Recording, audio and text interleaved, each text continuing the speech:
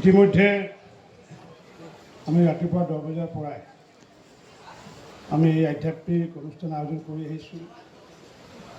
বৰপেটা সত্ৰ, ভৱানীপুৰ সত্ৰ, কলবাৰী সত্ৰ, কামাখাটা সত্ৰকে আদি কৰি হাউলিকে আদি কৰি এতিয়া আমি আহি যি বৰ্ণগড়ৰ গৰখে গোহাঁই থানৰ যি নামদল, ভৱানন্দ পাঠকৰ নেতৃত্ব, এই নামদলৰ এতিয়া নাম পৰিৱেশন কৰিব, বিন নাম পৰিৱেশন কৰিব।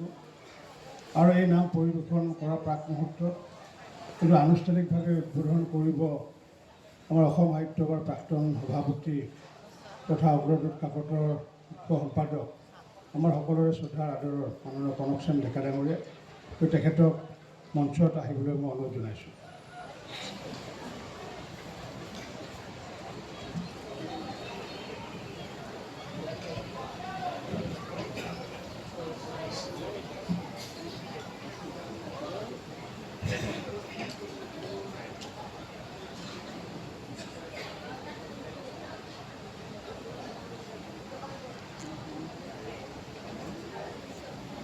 তেখেতে 2 বছৰ আগতেও আমাৰ এই নাম চাবলৈ আহি তেখেতে বক্তব্য ৰাখিছিলে আৰু এটা আবেদনো জনাইছিলে যে তেওঁৰ যি নাম, বিন নাম, সাধাৰণতে বিন নাম আমাৰ যি বৰপেটা বজালী অঞ্চলতে সৃষ্টি আৰু ইয়াৰ প্ৰচাৰ প্ৰসাৰ অসমত তেনেকুৱা হোৱা নাই, যাৰ বাবে তেখেতে কৈছিলে যে নাটক যদি ভ্ৰাম্যমান কৰিব পাৰি, গতিকে বিন নামৰ ভ্ৰাম্যমান কৰি সমগ্ৰ অসমত প্ৰচাৰ কৰিব লাগে বুলি তেওঁ এটা মোক আহ্বান জনাইছিলে।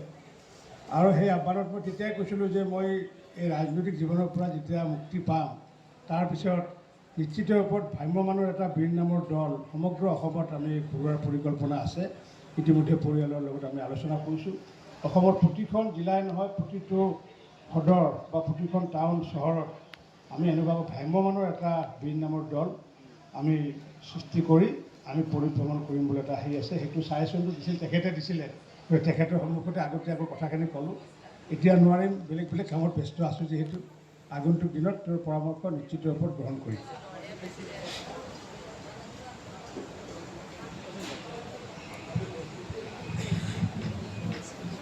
আৰু তেখেতক বক্তব্য ৰখাৰ প্ৰাক মুহূৰ্তত আমাৰ পৰিয়ালৰ মোৰে সহধৰ্মিনী অঞ্জুৰাণী গোস্বামী ডাঙৰীয়ানী এখন ফুলাম গামোচাৰে সম্বৰ্ধনা জনাব।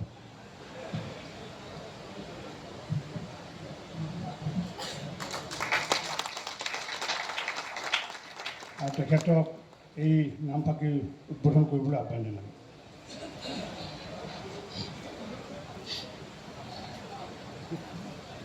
শ্ৰদ্ধেয় ৰঞ্জিত দাস ডাঙৰীয়া, মোৰ পৰম শ্ৰদ্ধাৰ শিল্পীসকল, মই বিস্মিত মানিছোঁ। এই বয়সতো তেখেতসকলে যেনেকৈ ইয়াত পৰিৱেশন কৰিলে, এইটো ভাৰতবৰ্ষত আৰু আন ঠাইত ক'ৰবাত এনেকুৱাকৈ কৰিব পাৰিছেনে নাই মোৰ সন্দেহ। এই প্ৰসংগত মই 1 মিনিটত এটা কাহিনী ক'ব খুজিছোঁ। কেইবছৰমান আগতে এই ভূপেন বৰাই তেওঁৰ সমষ্টিত 36টা সমষ্টিত তেওঁৰ 36টা কিতাপৰ আলমাৰি দিব, সেইটো উদ্বোধন কৰিব যাব লাগে। গ'লোঁ নাৰায়ণপুৰ। আহিবৰ সময়ত তেওঁ ক'লে যে আপুনি আহোঁতে বহুত কষ্ট হ'ল, মই প্লেনত পঠাম লখিমপুৰৰ পৰা। গ'লোঁ, তেওঁৰ বন্ধু মাৰোৱাৰী এজনৰ তাত চাহ খাব দিলে। সন্মুখত বুঢ়া এজন বহি আছে। বুঢ়া মানুহ দেখিলে সাধাৰণতে সোধা যায়, কেনে স্বাস্থ্য? মই সুধিলোঁ, আপোনাৰ কেনে স্বাস্থ্য?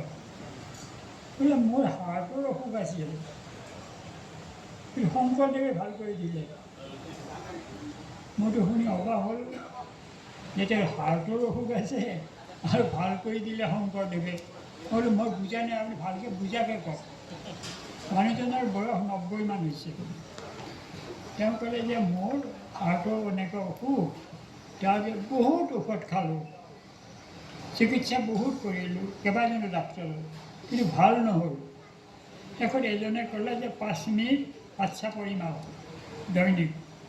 মই 5 মিনিটকৈ এমাহ হাত চাপৰি মাৰাৰ পিছতে বুকুৰ বিষ নাইকিয়া হ'ল। এতিয়া মই আধা ঘণ্টা সময় হাত চাপৰি মাৰোঁ, মোৰ কাম একো নাই। গতিকে মোৰ এইটো অভ্যাস হৈ গৈছে। গতিকে মই তেতিয়া তেওঁ ক'লে যে মই শংকৰদেৱৰ প্ৰতিয়ে মোৰ আটাইতকৈ শ্ৰদ্ধা, কাৰণ চিকিৎসকে নোৱাৰা বেমাৰ এটা তেওঁ ভাল কৰি দিছে। গতিকে মানে আমাৰ শ্ৰীমন্ত শংকৰদেৱে মানে তেতিয়াই মানে আমাৰ জীৱন ধাৰণৰ কাৰণে সকলো ধৰণৰ ব্যৱস্থা কৰি থৈ গৈছিল। মানে মই বাইটি বাই কৈছোঁ, এলাহাবাদ ইউনিভাৰ্চিটিত গ'লোঁ, এডমিশ্যন লোৱাৰ পিছত হোষ্টেলত থাকিব গ'লোঁ। মোৰ ৰুমমেট হ'ল পাণ্ডে, চিনিয়ৰ। মই ৰুমটোত সোমাৰ লগে লগে তেওঁ সুধিছে, আপুনি আপোনাৰ কাষ্ট কি? মোৰ কাষ্ট কি মইতো তেনেকৈ নাজানো। নহয়, আপুনি বামুণ নে কায়স্থ? মইতো অবাক হ'লোঁ। এলাহাবাদ ইউনিভাৰ্চিটি, য'ত জৱাহৰলাল নেহৰুৰ জন্ম, মতিলাল নেহৰুৰ ঘৰ, ইন্দিৰা গান্ধীৰ ঘৰ, তাতে হোষ্টেলত সোমোৱাৰ লগে লগে পাণ্ডে নামৰ এজনে ক'লে যে আপোনাৰ কাষ্ট কি? দ্বিতীয় প্ৰশ্নটো হ'ল বামুণ নে কায়স্থ? তাৰপিছত তেওঁ যিটো ৰাণী নিচিঙাহে ক'লে যে কায়স্থ, সুভাষ চন্দ্ৰ বসু কায়স্থ, জ্যোতি বসু কায়স্থ, এই মানে ঢেৰ আৰু তেওঁ শ্ৰীপ্ৰকাশ কায়স্থ, ৰাজেন্দ্ৰ প্ৰসাদ কায়স্থ, মানে ইমান মনতে নাই। আৰু এই বামুণৰ কথাও ক'লে দিছে যে জৱাহৰলাল নেহৰু ব্ৰাহ্মণ। এই যে এলাহাবাদ ইউনিভাৰ্চিটিৰ দৰে য'ত জৱাহৰলাল নেহৰুৰ জন্ম, তাৰ এখন ছাত্ৰাবাসত এজন ছিনিয়ৰ ছাত্ৰই কি ধৰণৰ প্ৰশ্ন সুধিব পাৰে বৰা চাই লওক। আমাৰ ইয়াততো কল্পনা কৰিব নোৱাৰি। আমাৰ হোষ্টেলত কাৰ কি কাষ্ট, কোন বামুণ, কোন কায়স্থ, আমাৰ ইয়াততো আজিলৈকে তাৰ প্ৰশ্নটো নুঠে।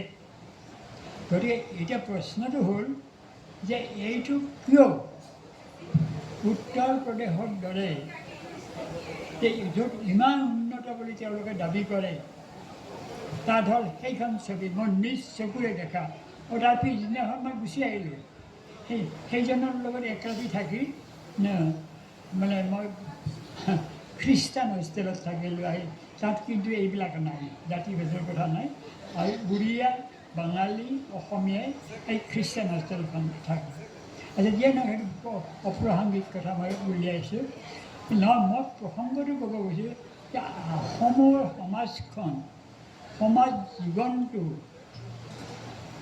এই যে বৈষম্যহীন, গাৰোৰ গোবিন্দ, তাৰপিছত মুছলমানৰ চানখাই আনিলে, আনি পেলাই শংকৰ মাধৱে এনেকুৱা এখন সমাজ গঢ়িলে। আজিলৈকে আমি আপোনালোকৰ বহুতে কাৰ কি কাষ্ট বা জাতি কি এইটো মানে বিচাৰ নাই। গতিকে আমাৰ শিল্পীসকলে যিটো দেখুৱালে, মইতো ভাৰতবৰ্ষৰ এনে এখন ৰাজ্য নাই যিখনত নোযোৱাকৈ আছোঁ, যিখন ৰাজ্যৰ মানে নৃত্য বা গীত নুশুনাকৈ আছোঁ।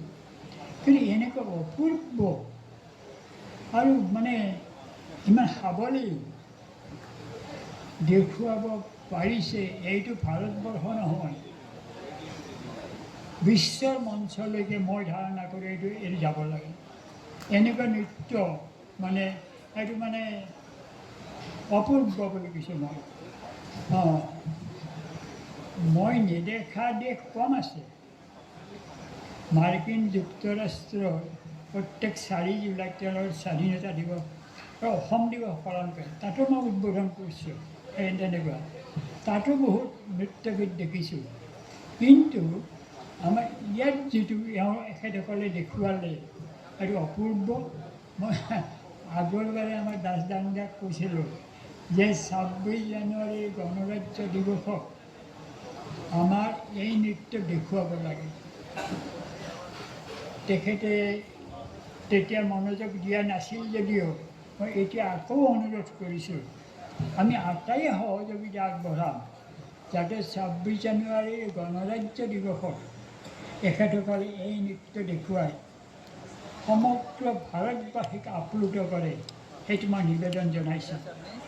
দ্বিতীয়তে, তেখেতসকলৰ যি সাধনা, এই সাধনাৰ ধনৰ দ্বাৰা পৰিশোধ কৰা নহয়। ইমান আন্তৰিকতাৰে তেখেতসকলে আৰু কেইগৰাকীমানতো যথেষ্ট বয়স, এই বয়সতো তেখেতসকলে মানে এটা আৰ্জ, এটা বিশেষ আকৰ্ষণ, এই আকৰ্ষণৰ কাৰণে তেখেতসকলে এনেকৈ মানে আপ্ৰাণ চেষ্টা কৰিছিল।